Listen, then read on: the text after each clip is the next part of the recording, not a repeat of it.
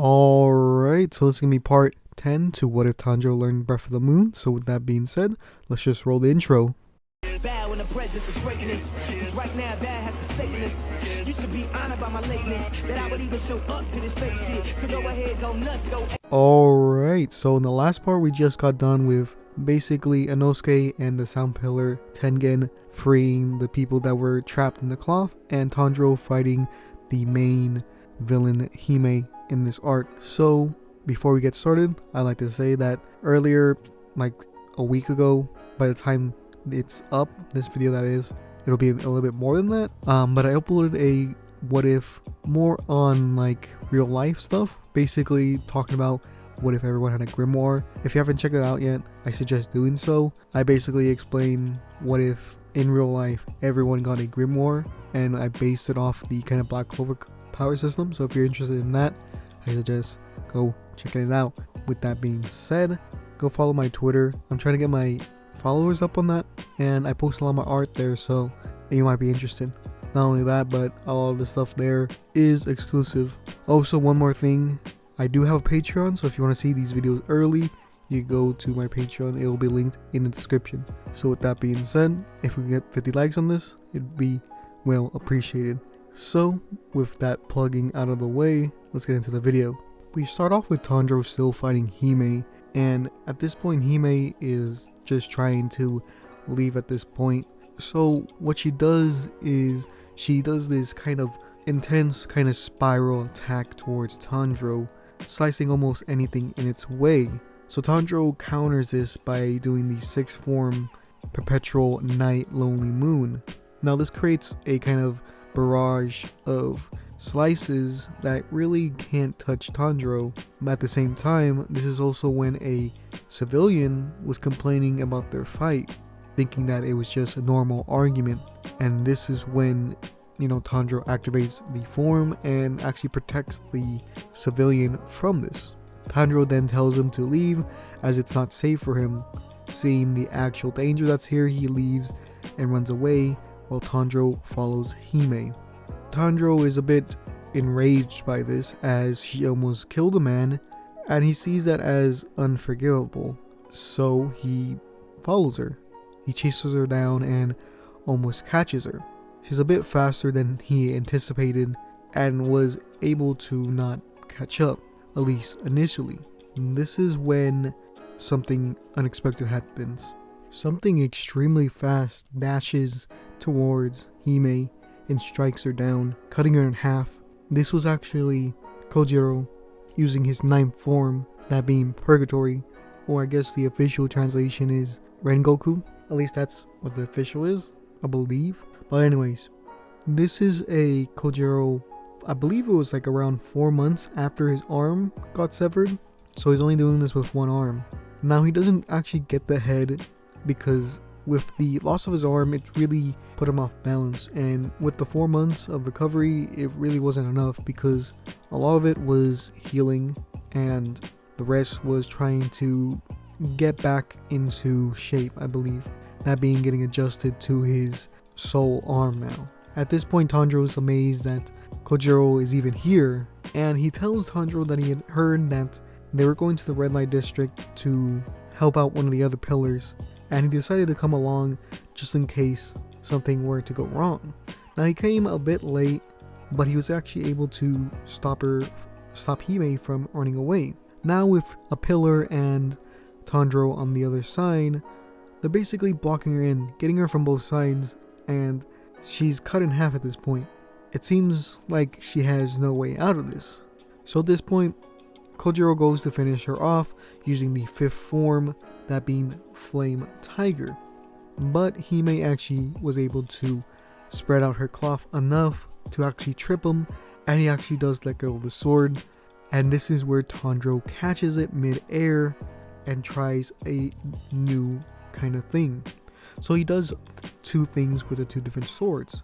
So Tanjiro in his first arm does the 1st form of the Breath of the Moon, that being Dark Moon Evening Palace, and in the second he does the waltz, or I guess flame dance, depending on which translation you read. But basically, because he's doing these two different styles on each arm, he's trying to make a basically unstoppable kind of attack. But there's a slight miscalculation in this, because he's never tried this before, and not only that, but he's never tried dual wielding swords like Inosuke has.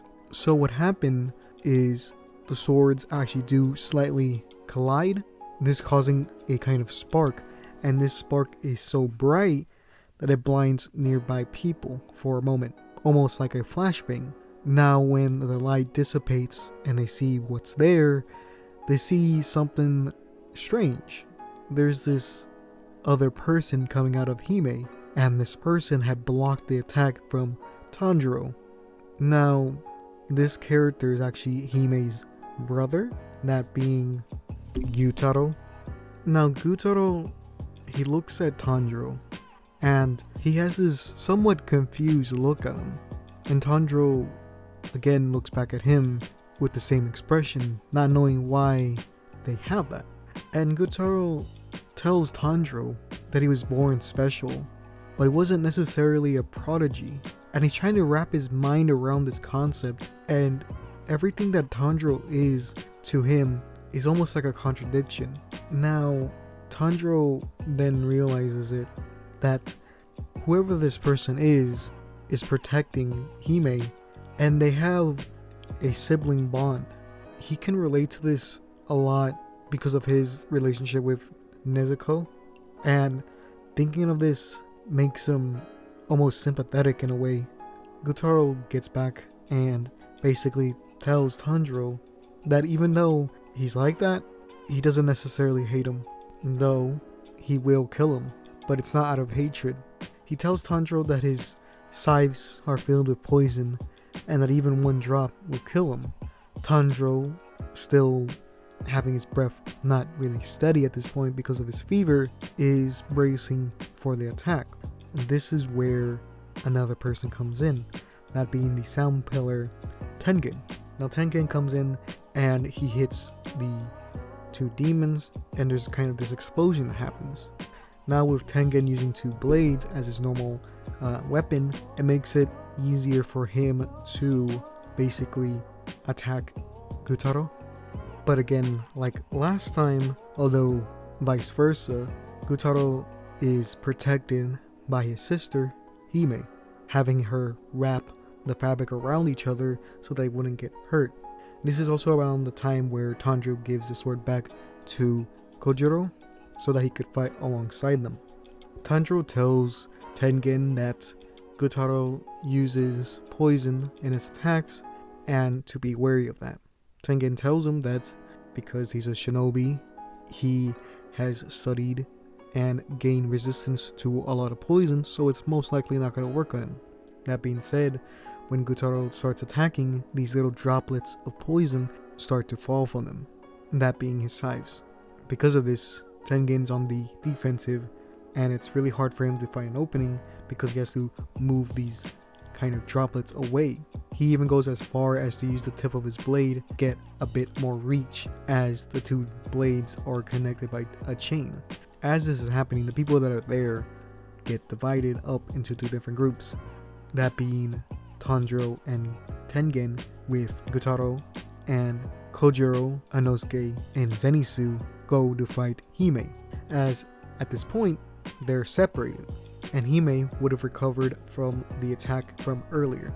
So what happens is that Hime goes onto the roof so that she can attack the others down below while also being in relatively safe.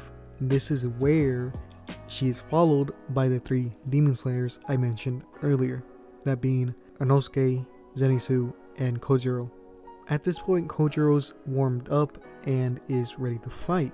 Now with this type of fighting style that Hime has, it's not going to really work against three different demon slayers. Being able to push so much fabric in every direction is really threatening, but with three of them there, especially with Zenitsu, who's super fast, it's not really working. Now on the other side, with Gyutaro and Tanjiro as well as Tengen, what's really happening is they have to protect each other from the poison that comes by, as Gyutaro is able to do slashes of pure poison. This forces Tanjiro and Tengen to protect each other so that the poison wouldn't affect them. Because Tengen doesn't know how strong his poison is, and he doesn't know if he could cure it in time to save Tanjiro. But Tanjiro at this point is keeping a level head and is calm at this point. As the kind of slices of poison come by, Tanjiro steadies his breath and starts to perform a few different breath styles, or forms, I should say. So Tanjiro uses the 10th form of the Breath of the Moon, called Drilling Slashes Moon through Bamboo Leaves. Now this is a triple layered slash kind of twister that's a little bit different from the others, but I'll show a picture up on screen so you guys understand how it looks like. So Gyutaro starts rotating his scythes all around him to block the attack, and at the end of it, when the two kind of forces collide, it ends up with Gyutaro surviving most of it. Now he's able to block a lot of the attack, but his foot gets cut off. Tanjiro at this point is shocked to see that, as he thought something as powerful as that move would be able to get through his defense, because at this point Tanjiro has been winning most of his fights with a few different attacks at most, with Hime really being the only exception. And Tanjiro in this steals himself so that he can continue fighting on, and this is where Tengen finds the opportunity to attack. With the character unbalanced, that being Gyutaro, it helps with trying to go for his neck. He goes and tries to from behind, but he blocks it with one of the scythes. Then Tanjiro tries to help in, and it's also blocked by the scythes. With the second blade that Tengen uses, he tries to stab him from the front, and Gyutaro grabs it with his teeth, not letting him even get any further than that. After that, he pushes them away, and Tengen tries to go for him again, but this is when one of his wives actually shoots Gyutaro, or tries to, with some kunai. Because of this, Gyutaro reflects it, and it actually hits some of the people nearby, that being Tengen mostly, and Tanjiro a bit. Gyutaro then tries to go for Tengen's wife, or one of them, but halfway through, Tanjiro is able to stop him using the first form of Breath of the Moon. It's able to connect, but again he blocks it, but the chaotic blades that stem from it start to cut him up a bit, cutting his legs, and he's not able to reach one of the wives. So Tanjiro at this point is kind of beat and battered, the same with the rest, and he goes to cut the head off of Gyutaro. Gyutaro tries to do a sneak attack, but it's then blocked by Tengen. In this weakened form, Gyutaro is not really able to attack at the right amount of speed that would take to get someone like them.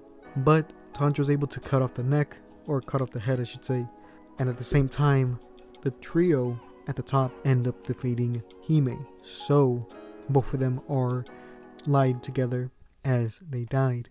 In their kind of final moments here, Gyutaro just releases so much poison so fast that none of them were really able to react.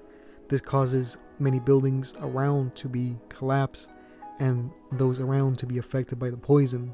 Tanjiro at this point is breathing kind of slowly, and he's thinking to himself that he needs to keep on breathing so that he can slow down the poison. This is when Nezuko actually comes by and uses her demon blood arts to burn the poisonous blood so that he can continue on living.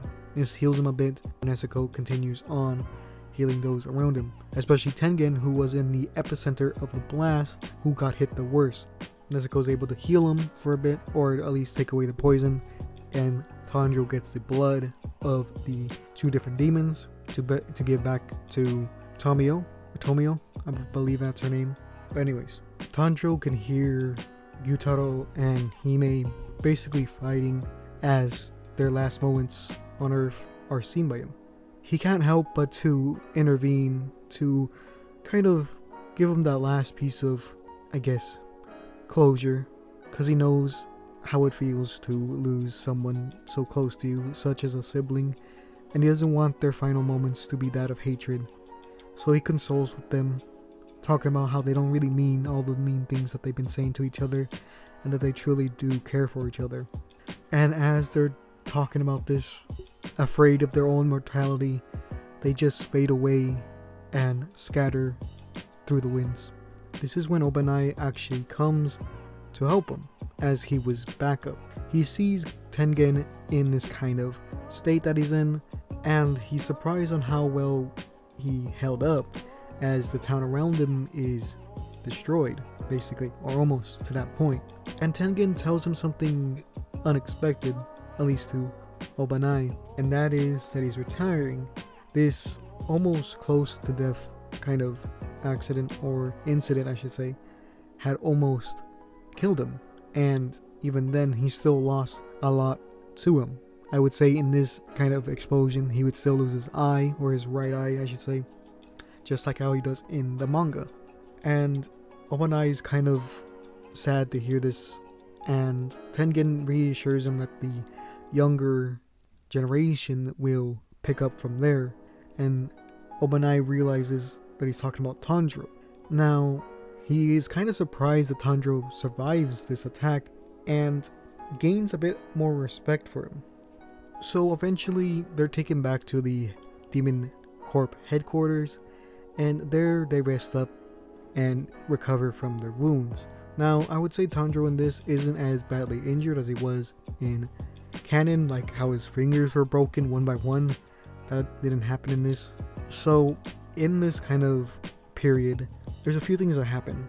One is that his sword doesn't break, and he tells the kind of sword makers he gives a kind of special order, and what he wants is a second sword, because when he realized when he was trying to do the two different breath styles at once, he had a kind of splash or spark, you could even say, of inspiration. Now this sword isn't going to be the typical kind of katana looking shape, or I guess length, because it's going to still have the same shape relatively, but just going to be slightly shorter. And the reason why it's done that way is so that it doesn't collide as much, or when he wants to collide it'll be easy, and when he doesn't it'll also be easy. You'll see this in real life when there are people dual wield swords. Usually one is a lot shorter, so they use a short sword and a long sword together. So that's usually how it works. So it's the same concept but a little bit different. Not only that, but the shorter blade will be double-edged. And what I mean by that is the normal kind of blades that you'll see with Tanjiro, or in this show Demon Slayer I should say, is that they're single bladed. So only one side is sharp while the other is, I guess, dull. Now this is done so that he could create the spark or the flash easier on any side he wants. So that's the main thing that he's trying to do. He's trying to create his own breath style. He sees the benefits of having multiple breath styles, and he sees if he can incorporate both benefits that he gets from the Dance of the Fire God and Breath of the Moon into one, and see if he could do it like that. Next is, it's a kind of promotion, and what's happening is that Tengen, Kojiro, and even Obanai recommend Tanjiro to become a pillar. And the reason why he's able to become a pillar is because there's no pillar for that breath style, that being Breath of the Moon. Because he's the first one within their ranks, it only makes sense that he would become the pillar for that. And it's not unheard of young people becoming pillars.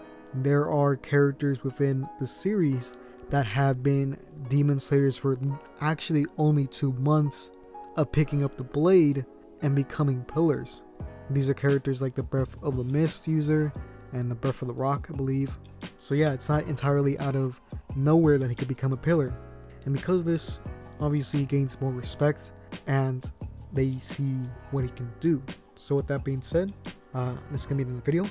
I hope you like it, and yeah, with that being said, I gotta say the Patreon shoutouts for the patrons over on Patreon. So if you want to join and get my videos early, you could do so by joining the link down below. There you have a chance of getting a drawing from me actually. So once a month I choose someone at random in my Patreon list for each tier, and you're able to get a drawing from me. I'll pretty much draw what you want in that month, so you have that as an option. So anyways, with that being said, let's actually get into the list. So we have in our Gold tier, we have Dwayne Fenn and Lyco. So if you want to join them, like I said before, it'll be linked in the description. So with that being said, this is going to be the video. So yeah.